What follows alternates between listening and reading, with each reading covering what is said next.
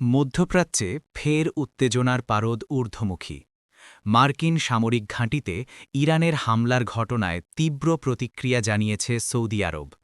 এই হামলাকে আঞ্চলিক নিরাপত্তার জন্য একটি গুরুতর হুমকি হিসেবে দেখছে রিয়াদ।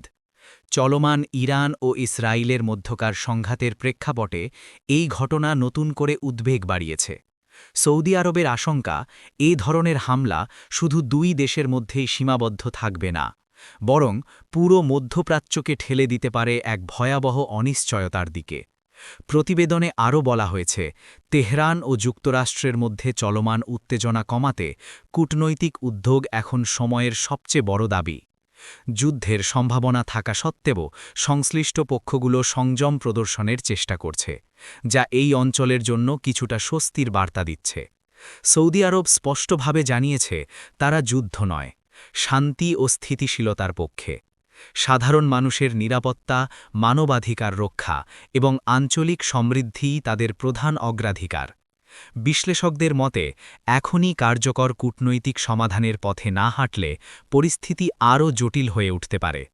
মধ্যপ্রাচ্যের ভবিষ্যৎ নির্ভর করছে এই সংকট কতটা দায়িত্বশীলভাবে মোকাবিলা করা যায় তার উপরই।